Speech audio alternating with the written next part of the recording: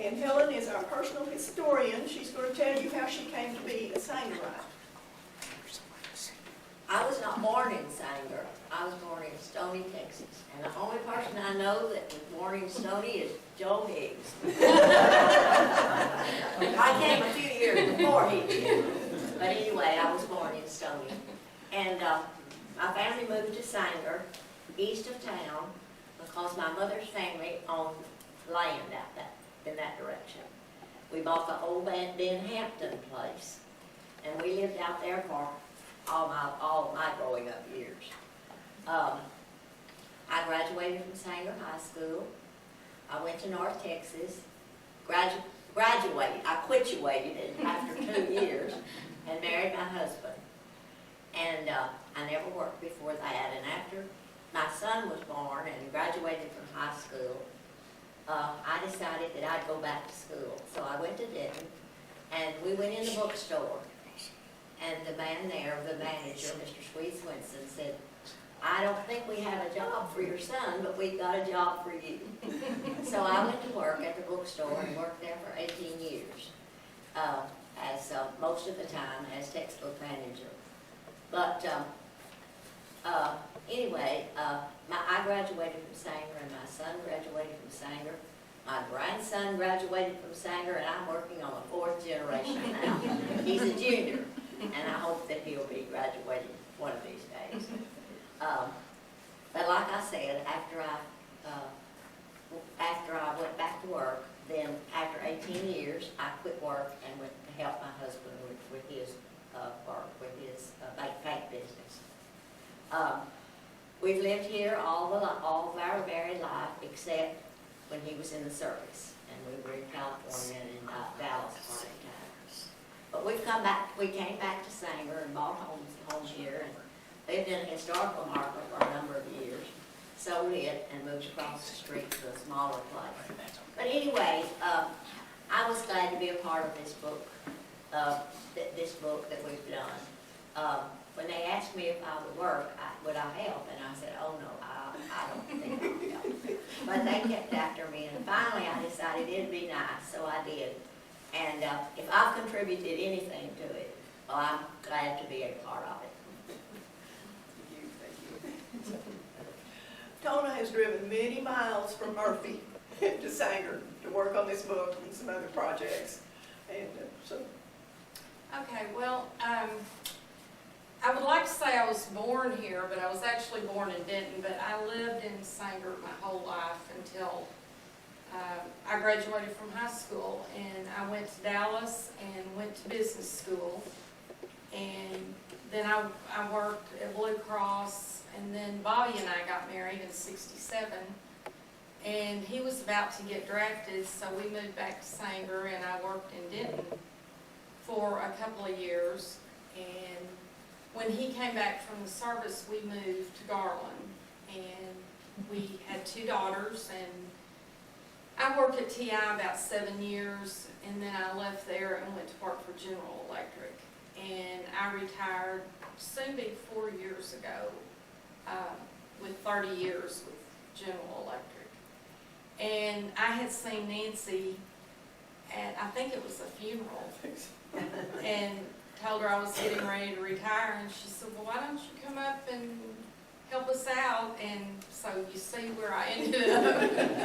but I love it. But my family, I think most of you probably know, my grandfather was Carl Batis, and we've had some good laughs because my grandpa Batis worked for the city for years, and he ran the road grader, the maintainer, and he loved the city roads. Just absolutely would come home from work and talk about which road he graded. So I was talking to Helen one day, and she told me a story about she had just worked in her yard and planted some flowers, and Carl Batis came along with the road grader and just shoved all this stuff over. But he loved what he did. His father was Noah Batis, who I remember seeing him when I was very young, but he died when I was only a couple of years old. So people don't think I can remember him, but I do vaguely remember him. And their house is right across the road from the Chisholm Elementary School. It's that big white house that's crumbling in, and it's very sad. But he was a stock farm man, and apparently was very well known in the area for the fine mules and horses that he had and sold. And I've learned more about that just since I've been involved with the Historical Society. And, you know, I'm proud to learn that I have those roots from Sanger for so many years ago. And even though I don't live here, I get up here every chance I can. Which is often. Which is often. So, and again, we appreciate everybody's support on this book and all the kind words that everybody's given us about the book. Well, I was born in Sanger. My grandparents lived here, and some of my great-grandparents lived here. My mother graduated from Sanger High School. And I've lived away about 10 years, and then we moved back in 1972 and built a house out northeast of town, close to where I grew up. Now I'd like for you to join us on our journey called The Making of a Book. I'm going to do just a little bit of a timeline about, you know, how things went, and then afterwards we'll look at some pictures, and after the meeting there will be copies of the book available if you haven't seen it or if you want to buy one. And as I said previously, all proceeds go to the Historical Society. And this is an informal meeting, so if you have something you want to say, well, feel free to do so. In January of 2010, now that was last year, I got an email from Vicki Eliason, the library director, and she forwarded an email from a man named Luke Cunningham from Arcadia Publishing in South Carolina. He works with local history societies and other groups that compile photograph histories of their hometowns. And he asked Vicki if she would like to do something like that, or if she knew someone that might be interested in doing one for Sanger. And here's what he said: Arcadia would cover all the cost of printing, marketing, PR, sales, set up book signings, newspaper reviews, and place books in stores. Well, that sounded pretty easy. So, so I contacted Tona to see what she thought about it. Well, she'd already heard about it. Mike Bryce had received a very similar email from Luke Cunningham. And she had done some checking with other local authors. There's books that have been done on Isle Point, there's some from Denton, there's some from Roanoke, there's a new one just out on Argyle, one on Crum, so there's a lot of that have been done similar to this. Vicki sent Luke my name, and he contacted me, and I asked him some more questions. And he told me they publish a series, it's called Images of America. Each book has 127 pages. It has 180 to 240 images, and the captions have 50 to 70 words. So all the books are the same size, you know, look the same, except, of course, for the cover picture. So Tona and I asked Helen to join us on the project. And then at our Archives Committee meeting in February, Helen counted how many pictures we had, the Historical Society had. And we determined that we had a pretty good start for this number of pictures that we needed. And we submitted our book proposal in February, this is 2010, and it was approved. And then they gave us deadlines for submitting the photographs. The cover photo had to be submitted first, and then the rest of the book. But their deadlines they gave us were this year. It was they gave us a year's time.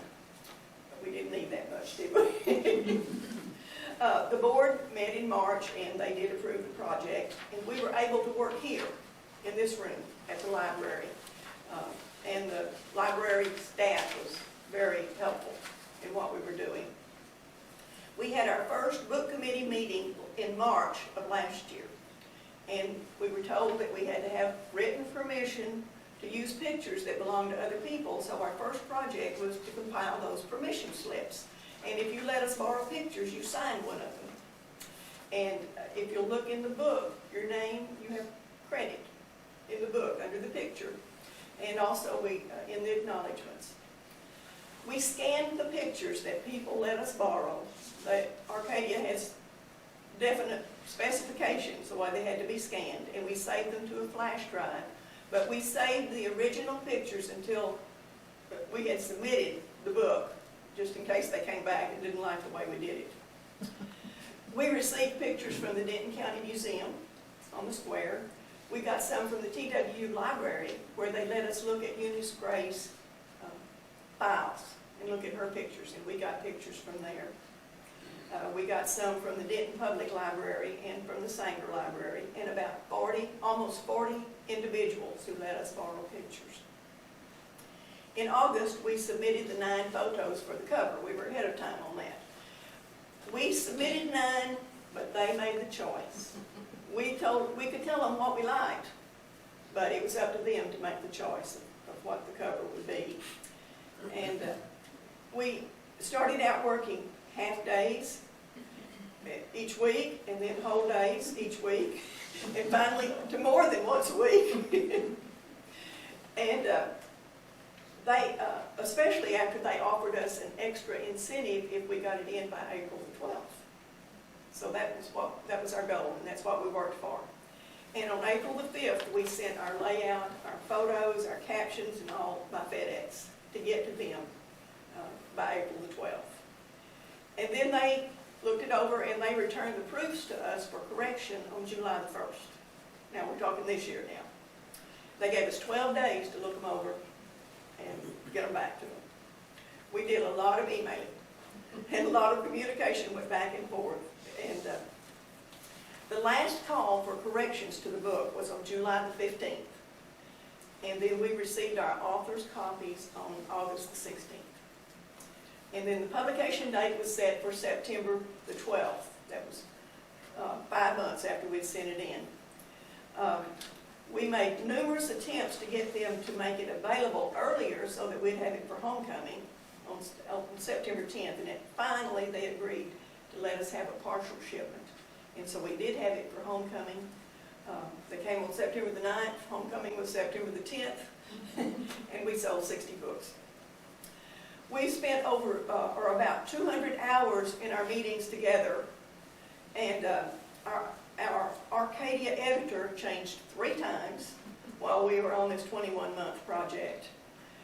I told you before we ordered 400 books, and to date we've sold 155. They set the price is on the cover of the book, and they said we cannot sell them for less. Other places that are selling the book include the Purple Umbrella and the Red Rock Feed and Supply Company in Sanger, the Antique Gallery, Walgreens, Recycle Books, Barnes & Nobles, Hastings and Sam's in Denton, and Amazon.com and other online booksellers. The ones that we sell, we make pretty good profit. The ones that other people sell, we get 10% of the sales on those. So, do y'all have anything you want to Sounds good. add? Any questions? Okay, we will make comments during this PowerPoint presentation of, we've got 19 pictures that were in the book.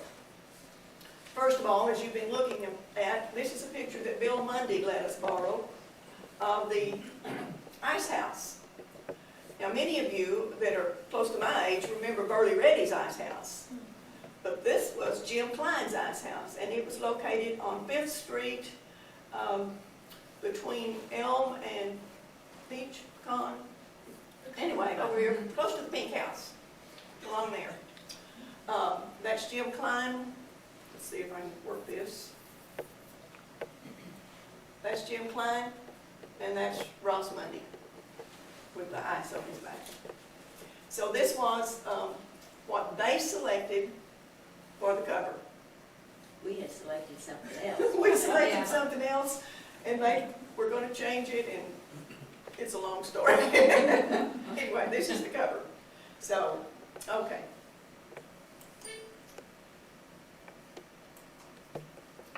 Many of you know that we live on Hewling Road. maybe you don't know where Hewling, the name Hewling came from. This lady, Elizabeth Bullock Hewling, owned most of the land where Sanger's located. And she donated land for a church, school, the park, cemetery.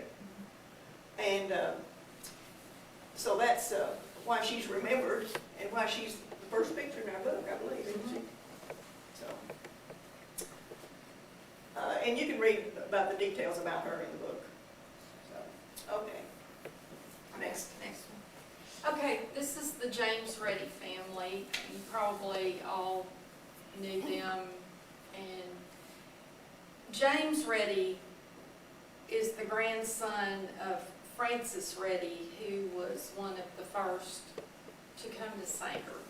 And I think you probably have all heard the story that they lived,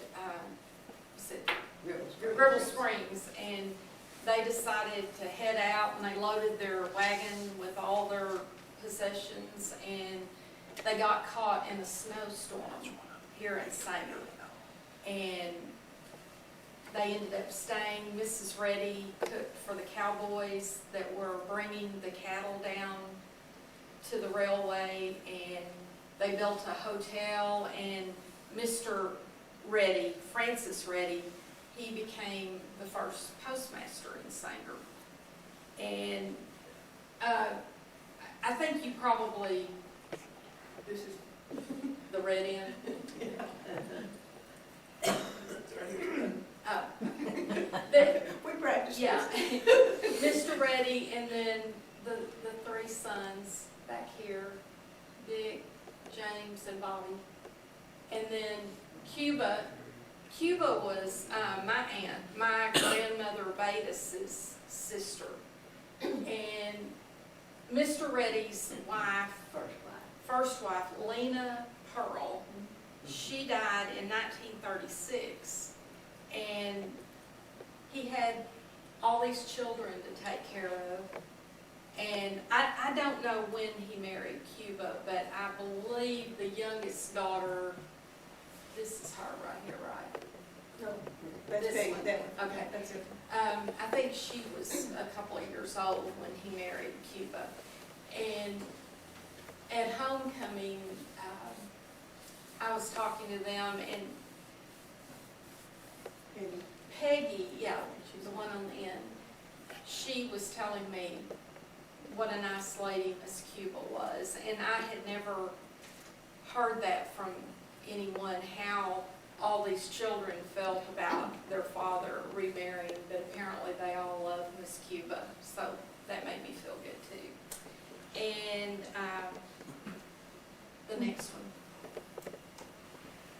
This is a photo of a Santa Fe passenger engine rolling into the Sanger rail station in 1939, and the printing at the bottom, I had cut it out of some of it, but I decided to leave it because Adeline Chu Fuquay took this photo when she was a little girl, and I think she said she was about 10 years old. And her father had given her a camera, and he told her that this train was coming in. And he said, go out there and take a picture. So she told me the train was doing 65 miles an hour. Well, I didn't know if I said, well, I don't know, that's really a good picture. But I was talking to Bobby about it, and he said, well, it must have been, look at all that steam coming out. But if you look back in here, you see the old gin. And we always talk about this brick pavement here, which of course is no longer there, but I just thought that was a great picture. In the Historical Society, we're using that on our letterhead now because it is such a great photo. But I think it's amazing a little 10-year-old girl could capture such a historic photo like that. Okay, next one. And then we have the Sanger Mill, Sanger Mill and Elevator Company. It was started in 1897, and A.D. Miller, flour miller, he organized a stock company to build this flour mill. And there were several people, like A.J. Squire Nance was the first president. Phil Saltzman was chairman of the board. J.T. Chambers, which is Johnny Chambers' grandfather, he managed it from 1898 to 1925.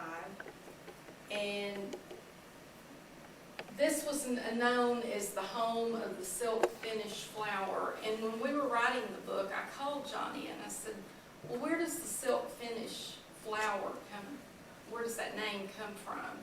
And he said they actually used silk material to sift the flour. So it was a very, very fine consistency. And it was shipped statewide, and of course, you know, the railroad track runs right by the mill. And if you go down on Second Street, thank you, you'll still see some of these these right here. They're still down there. But they sold the business in 1941 to Kimball out of Fort Worth. But it was a very good business for the Sanger community for many years. Okay, the medicine show. In the book, this picture turned out really well. What we submitted looks like this, and I don't know what they did, but in the book, this area down here is a little bit more clear, but this is a minstrel group right here. This was a medicine show about 1896, and let's see. Is it right in there where it says flowers, or Tyson Grocery? Is it that one over there? It's Tyson Grocery Store. I don't actually know where that is. Maybe some of you remember. But I just think, maybe y'all have heard of it. But I just love these pictures, and look at the dress of the people. And this picture is hanging at the Chamber of Commerce. Yeah. In fact, we had this photo here. I think it was in one of our books. But then when we got ready to do the book, we couldn't find that little picture. So I said, Nancy and I had been to the chamber, and I said, I'll go down there and borrow theirs. Well, this thing is about the size of that wall. And I took it down and put it in the back of my car, and I got home, and Bobby carried it in the house. And then I was going to take it to a place and have a smaller copy made and make a scan of it. And when I got ready to take it loose from the frame, I was so afraid it was going to disintegrate. So we didn't actually use that one, and in the meantime, we found our copy of it. But this is a great photo of the early years, and you always hear about these medicine shows on Gunsmoke and, you know, all these shows, and to actually know that there was one in Sanger, I think is nice. Okay, the next one. I'm not going to do all the talking. This is Dr. Gotcher. This was in the TW article. Well, actually, yeah, it was. But Dr. Gotcher lived at the corner of North 5th and Plum Street. And it's down there just south of where the Old West Cafe Strip Center is. It's that house on the corner, on the northwest corner of that street, just south of that little strip center. And he developed a medicine called pneumotazine. And when I looked it up on the internet, never thinking I would ever find out anything about it, there is a company in Hobart, Oklahoma, that still makes pneumotazine. but it's used for veterinarian purposes now.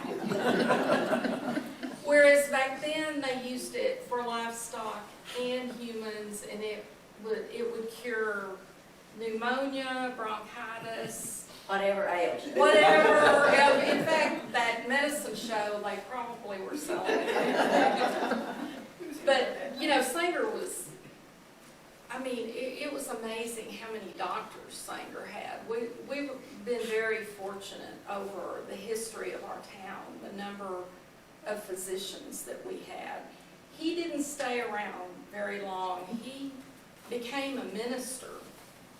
He came to Sanger in 1897, and then he left in 1917.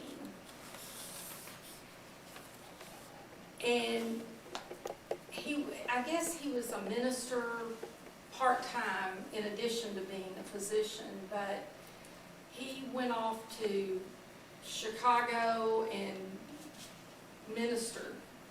But he died at a pretty young age in 1922. The next photo, now look at his face. Okay, the next photo,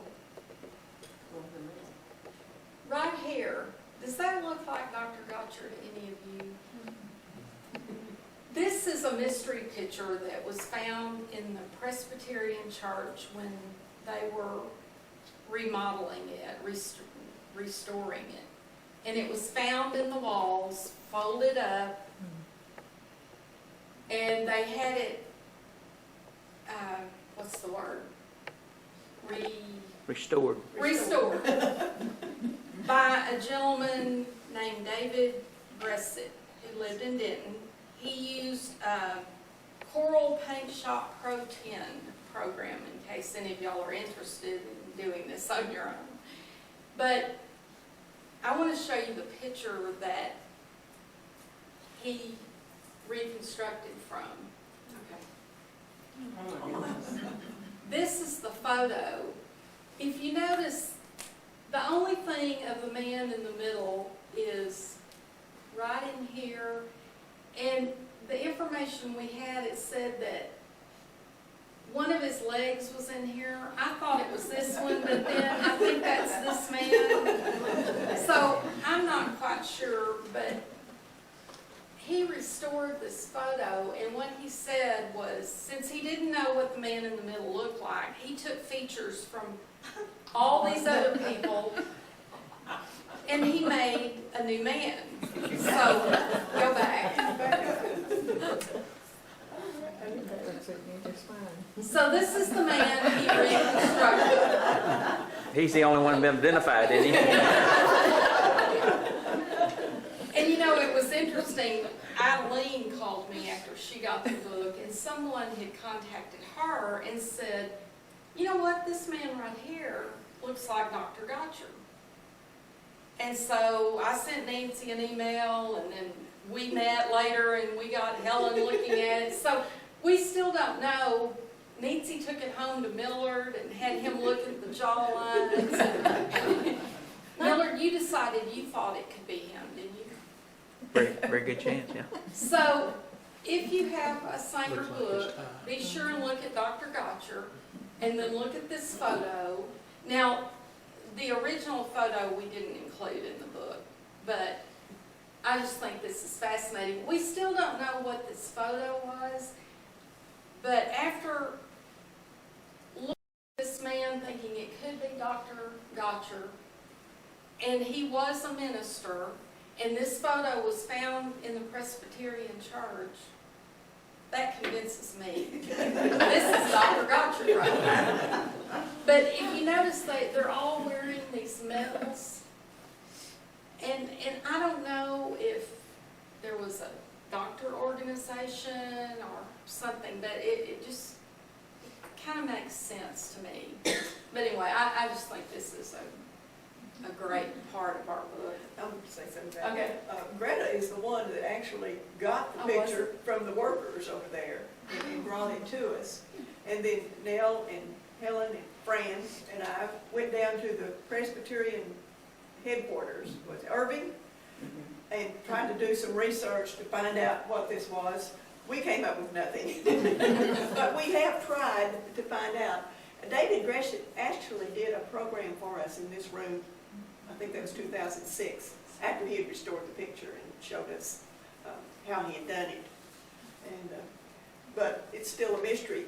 Yeah. I did not think that they would take it at Arcadia because they wanted us to have originals and nothing that was photoshopped or anything. But they said this was such an interesting story that they let us put it in the book. We had 2 or 3 mystery photos in the book that just, there was just so much mystery to them that we just had to include them. So when you're looking at your book, if you have one, look at these mystery photos, and if you know anything about it, let us know. Maybe, I keep kidding them when we do book 2, we'll put something in there, and they both go, no. Okay, so, yeah. Okay. Oh, that's me. This is the Baptist church. It was organized in 1892, and it met in a downtown store. But in 1905, the people built a concrete block building. Then the Baptist people worshiped there, or people of Sanger worshiped there until 1961, when they built a new home, and a permanent home right now is where the people worship on 5th Street, down on south of town. In 2002, the Historical Society felt like there were some places in Sanger that needed to be recognized. They were not historical, Texas historical markers or anything, but we had markers made for several places, the Rock Building and help me now, where else? The senior center.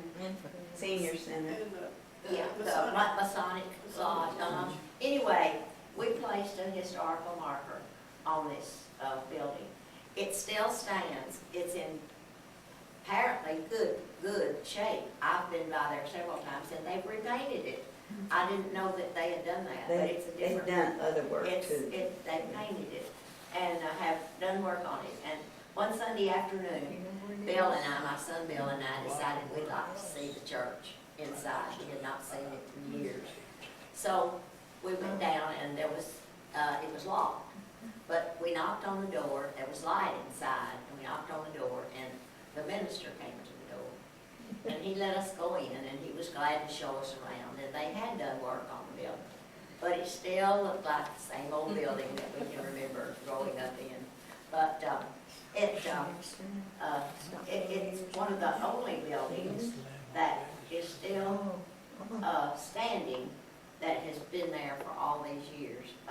The Landmark Baptist Church worships there now. So I know that all of you have stories. Even if you didn't go to church there, you remember the church and remember things that happened there. Our daughter, Sue Jo, was some time back, said, "Mother, I'd like to go see that church, go see the church again." So we went down there and we caught someone there, and they went in. She said, "It was a whole lot bigger than that." Yeah, it seemed like it. She Okay, was- now the next one. She was our youngest member when the new church was built, and Yeah. she was helped turn the Uh, first building. Sanger's always been blessed with a good African-American population. Some of you all remember growing up and having friends that were black people, and we, even though that it was not integrated then, we still loved them, and we still played with them, and they were part of us. But if some of these people still have roots here in Sanger, have people here in Sanger that are part of their roots. Up in the top corner up there, that's Frank Price. Frank Price is has several relatives still around. Olaine Newbine, who is the black lady on the top there. He was her granddad. Now, her dad was Charlie Haskins. And all of you who work, been in Sanger a long time, remember Charlie working for the city for so many years. And even after he retired, the city still called him back many times to point out where certain things were, that they couldn't remember where they were. And, his son JP worked for the city then too for a long time. Then down in the left-hand corner on the bottom, that's Lucille Nix. She taught the black children here in Sanger, and she taught there for 18 years. I remember Miss Nix. And when they finally closed the school here in Sanger, the black school, it was years before the schools were integrated. She went to Fred Moore in Denton and taught the black children there, and even some of our Sanger black students were transported over there. Years ago, I was in high school, I guess a senior, and she would come on payday to get her check. Oh, really? And she would not come up the front steps and come into the office. She went around and went into the basement, and Mr. Harris would take her money to her. I'll say, that's interesting. Yeah, well, they were conscious of, I'm not going to say their place, but conscious of where they came from. And they respected that. We had an older gentleman, I can remember years ago, there was a separate little house on the place where we lived, and there was a black man named Ike who lived there, and he would come into our house in the kitchen to eat sometime, but he would never come while we were taking. He always waited until we were through, and then Mother would set him a place, and he would come in. And he had a relative, I don't know if he was a nephew or what he was, but he was a younger man, and he and my brother got to be great friends. And one day, my brother came in, and he had on his big black hat. And Mother said, "My heavens, Romy, where on earth did you get that hat?" And he said, "Oh, Arkansas and I traded hats, and he's going to wear mine for a while, and I'm going to wear his for a while." Well, that was okay with Mother, because it was Arkansas, and she knew who he was. But anyway, then on the right hand back bottom is a fellow named D.C. What's his name? D.C. Turner, and he still has relatives around here. But his daughter's name was Bessie, and she was Fred Sims' wife. And you remember Fred Sims, many of you downtown at the barber shop where he worked. And he was, but they were all well known, and we all were very fortunate to have the kind of black people that we did. I'm through. I want to say something though. When I ran for mayor the first time, I told them after I got elected that they elected a streetwalker, and because I did. Well, but anyway, I was over across the tracks walking one day and knocking on doors, and the lady told me, she said, "You're the first candidate that we've ever had that came over here." And the reason I got elected first time is because many of them voted for me. And people just didn't go over there and ask them to run, vote. But I did, and I was grateful, thankful that I chose to do that. I might not have got it otherwise. Thank you. Well, this is the picture we wanted on the cover. This is Sanger, the drawing. 1920, we're told that somewhere there in the middle, drawing the tickets is Speedy Sullivan. But you know that the drawing continued up into the 60s, I believe. And everybody came to town on Saturday afternoon to go to the drawing. So, They might win some money. this is the, No, Woodman No, it's of the the World. Woodman of the Opera World. House.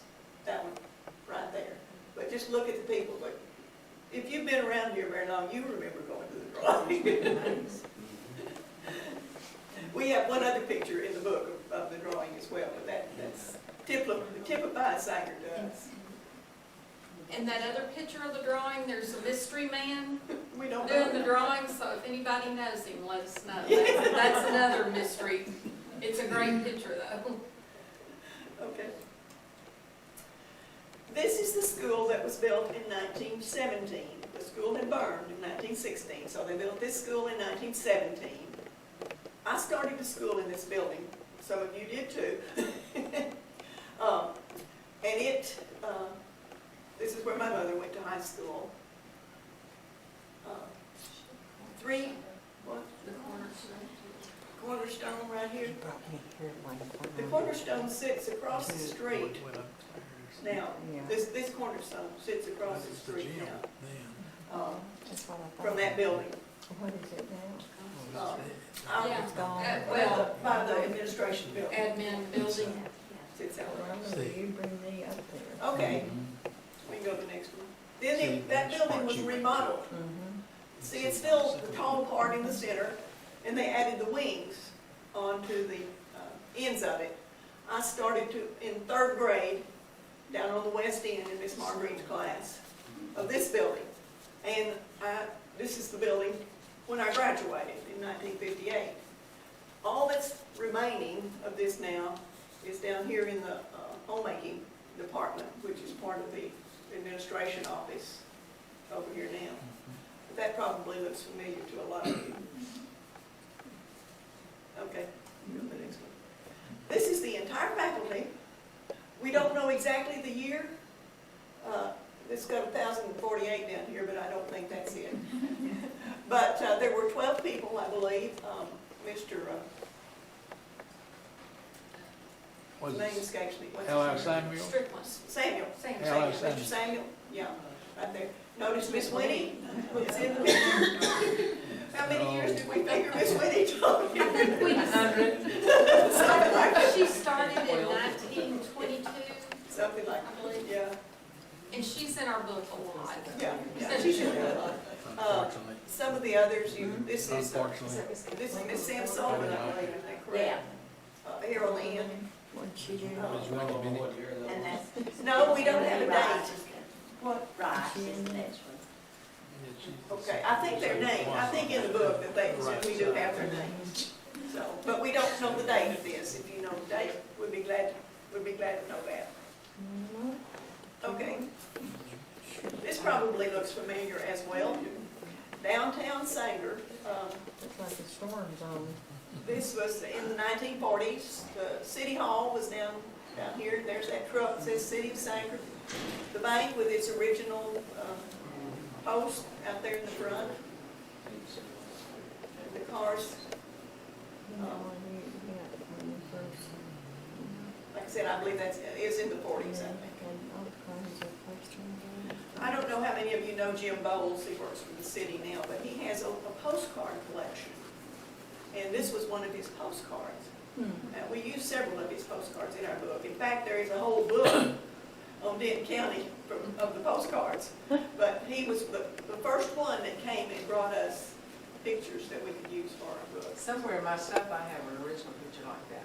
Oh, you do? Okay. All right. I'm not that old. Next. This is another mystery. And Billy Ezel is in this picture, but he doesn't know what they were doing. This is a number of the city leaders, and we figured out that the time had to be between 1948 and 1950. It's in the lunchroom of the school, but we don't know why they're meeting. Look how dressed up they are, the men in their suits. And Billy, which one are you? He's in I'm the right. middle. I'm in the middle, right, come on down. Right along in there, somewhere along Somewhere in there. there? Yeah, And your dad's in there, right? yeah, right by. Okay, but we have not figured out what kind of meeting this was. If you have any clues, you look at it in your book. If you have any clues.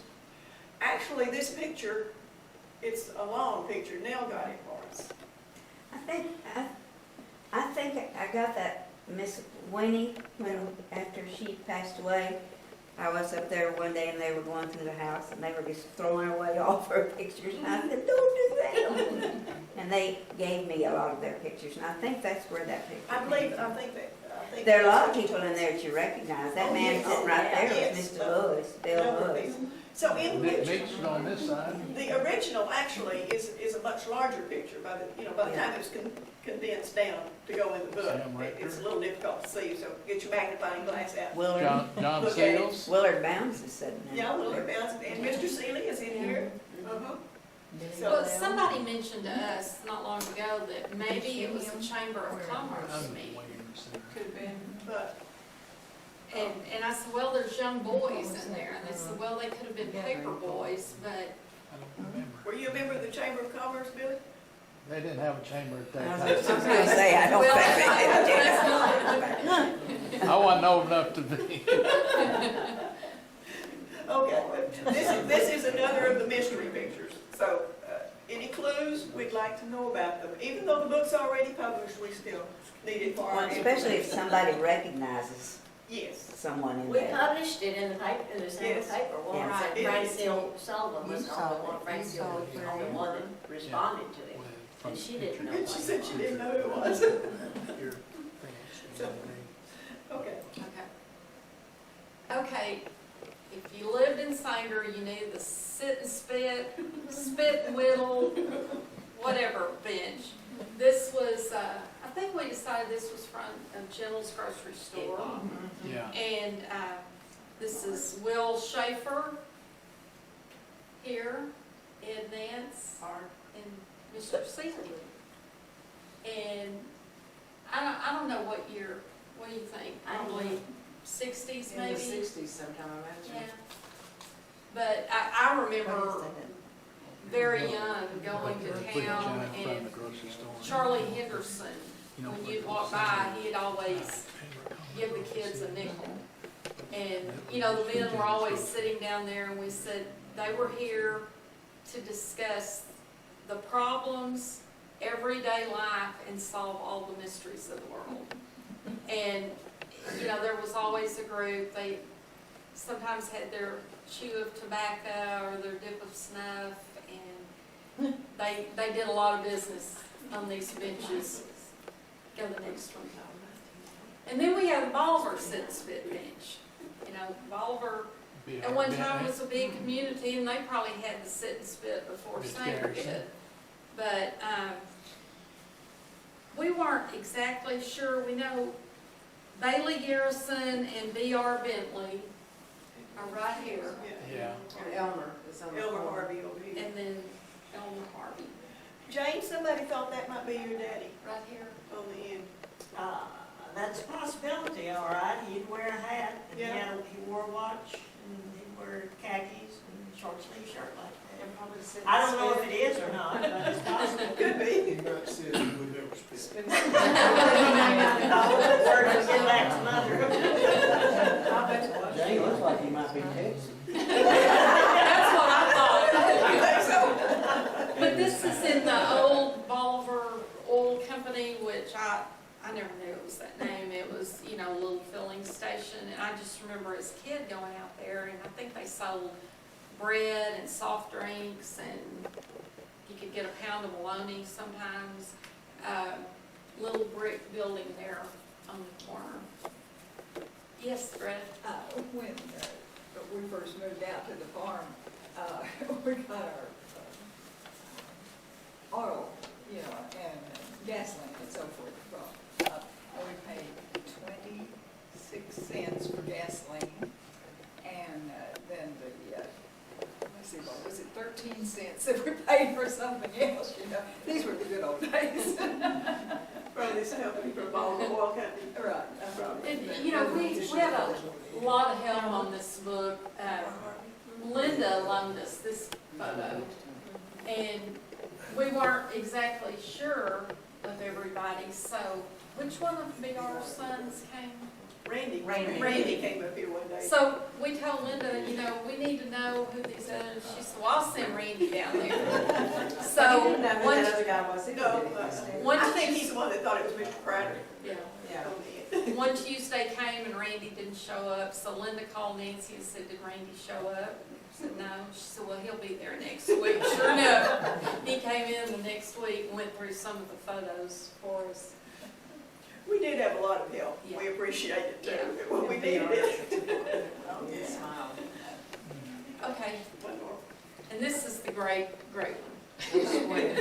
This was Ray Kemp, Kemp's Cafe, Ray Kemp. and that was Ray Kemp in the picture. His wife's name was Ida, and she worked in the back, and he took care of the front. And she never knew what he was going to put up there. This is what he put up, and I can remember the sign myself very well. And he was so proud of himself. He thought he had really fixed things up, and he had really, really done it. He was from a family of six. They had 6 sisters, and he was the only brother. So I guess he had to do something. But one of his sisters was not Linda Harvey. Judy Self's granddad, and they were her mother, and also Evelyn Burkholder's. He was her her uncle too. So she still has roots around too. But anyway, we thought that was a picture to show you all to let you see a little bit of the photo. You know where that cafe was, don't you? Pardon? You know where that cafe was? Between 3rd and 4th Street. It's it's on the vacant lot where It's Babe's vacant is lot. now, right there by Babe's kitchen. My dad had a grocery. That's where it was. store right there. You remember Billy Ass? No, You don't? I sure don't. I remember Ray, I remember him well. But you don't, I yeah. remember the Yeah, guy. he started doing a little farm work around. He was the fastest hay baler in time. Little bitty guy, he could make it work. Yeah, he was. He was a funny guy. He was fun. He's a good guy. Always. Yeah, Grant. Ray is my cousin, or my dad's first cousin, and we kept in touch, with the phone, and I'm sorry to say it's been a year and a half, I think, since I've talked with him over the phone, but he's 95 now, and active as can be. I didn't even know he was still living. Yeah. And where Where does is he? he? In South Texas, near,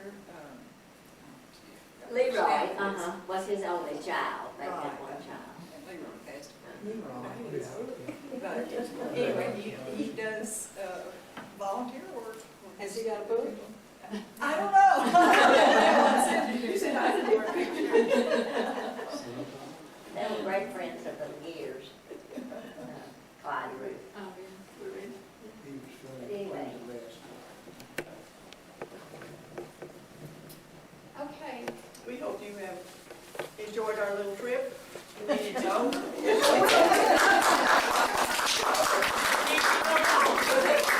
Sure you thought it would. I wasn't ready to quit. What, maybe some of you have some other comments or remembrances or something? Oh, on page 50, there is a mistake. Imagine that. Every great book needs a mistake, so we put one in there. No, this store right here, it says Gibson and Babb Store 1915.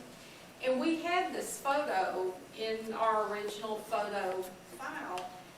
And the information we had that it was located in Bolivar, and so Nancy agreed to write the caption. Well, they want between 50 and 70 words, and that's really hard to do. And especially if you don't know anything about the picture. So she put on here, notice the men standing on the porch, and there's a guy on a horse, and there's a handmade sign for long distance phone. And we talked about this picture, but we couldn't verify absolutely, but that's what our file said, so we decided to put it in there. The books got delivered to my house on Friday, September the 9th. And I think it was the day before Bobby had gotten some old Sanger papers out. And I was going through there, and I think it was the 85 centennial edition, big paper. So I was just going through it, and I opened the page, and here's this picture. And it's some politician running for some office. And this picture was in his ad, and the first thing it says is, "This is not located in the Sanger area." And I thought, oh my gosh, those books are coming tomorrow. Well, it's too late anyway, you know, our deadline was July. So I called Nancy, and we usually communicate via email, and I called her and I said, "Nancy, we've got a picture in here that shouldn't be in here." And this place is actually located in Quinlan area, East Hunt County. Hunt County. I think over close to Greenville, maybe. But we both got on the internet and tried to look it up, and if you put Gibson and Barb's store in the internet, it will tell you about the Gibson and Bab people that live in East Texas. But anyway, so what we did, Nancy made these little blue slips of paper, and when I got 400 books delivered, I could flip to page 50 just like that. But anyway, we think that's our only mistake. You know, the mistake you made actually was telling me.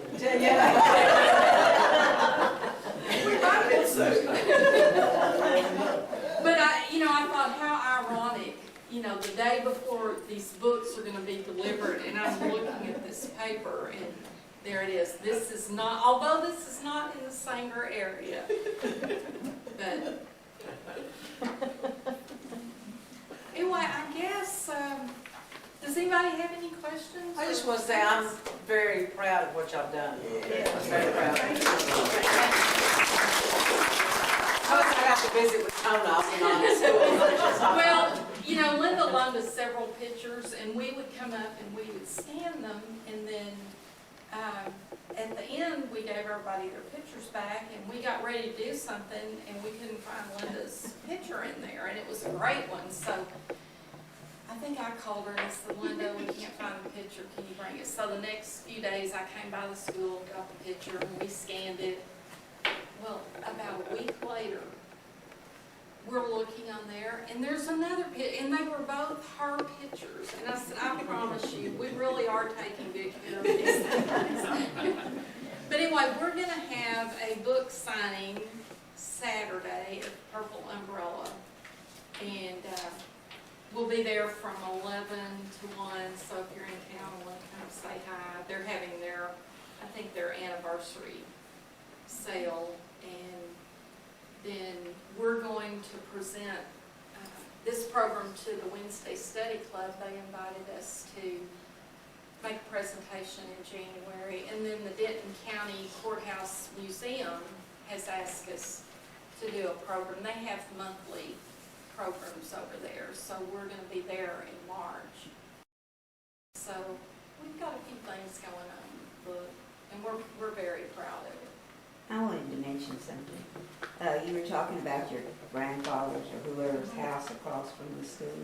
Did you know that Jack's dad said that house came to Sanger, and it was like a Sears and Roebuck house. Really? He said they brought it in on the train and then they put it together. Because he remembered them doing it. He used to always call it. Every time we'd go by there, he'd say, "There's that Sears and Roebuck." I don't know whether it came from Sears and Roebuck, but it did come and was put together. Yeah. They said it was ordered out of the catalog. Yeah. Well, Noah Batis was from Chicago, and wasn't that where Sears headquarters was? So that's probably why he ordered his house from Chicago. But can you imagine them bringing a house in and then they just put it together? Yeah. Like we would a child's house or something. Well, I'm told that they brought in the farm machinery and actually assembled it after it got here. Down where Babes is now. Yeah. In Where fact, they put it together.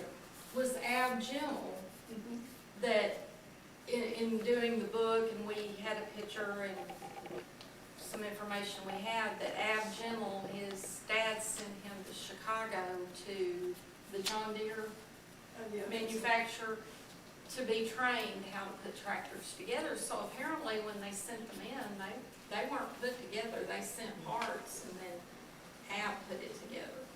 Tona, did your granddad drive the bus? Well, you know, I've had several people say that since the book came out. I think he rode the bus out toward Green Valley, 'cause I rode it and I know that was him. And Peggy Crump, yeah, Peggy, Yeah, Peggy Reed. she was telling Jerry Ann Shepherd, she said, I always liked when Mr. Batis drove, because if I was running late, he would wait on me. But see, I don't ever remember that. My earliest memory, he always was grading the roads and gravel on Helen's yard. There's this picture over there, but really in Virginia, above Virginia says that picture that, they told us we had to have original pictures. This one right here. And Picture. that one was on the calendar that was put out a few years ago, but they let us put it in there. It really surprised us. And They did come back and reject a few things Yeah. that we sent in. And they rejected pictures that we were like, well, I was gonna say, we have a picture of the Galilee Baptist Church. And I think we even said that, it was an old picture, that the building wasn't there anymore.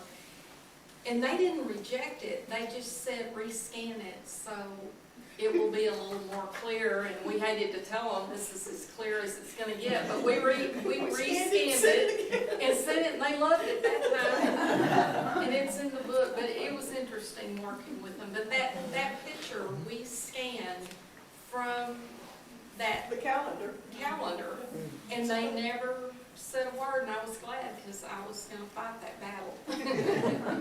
Well, it turned out to be not quite as easy as it sounded at first. And plus, we liked that picture because it had the Texan Theater in the back, and that's the only one we had of the Texan Theater, and then it showed Hearst Grocery next door, and then Matheson Drug next door. So, I'm glad Grandpa's in the book, but that was one reason too, because of the stores there. And I think the photo shows that the Texan was 10 cents to get in. So that was a long time ago. The movie, you remember how the balcony was for the black people? And when they opened it up so we could get up in the balcony, that's where all the kids wanted to go, was go to the balcony and watch the movies. Yeah, I think we tried to sneak in a few times, but Gene or To the Texan. Greta's mom would always catch us. Is there anything else? Well, We appreciate your coming. thank you Appreciate very your much. comments. Thank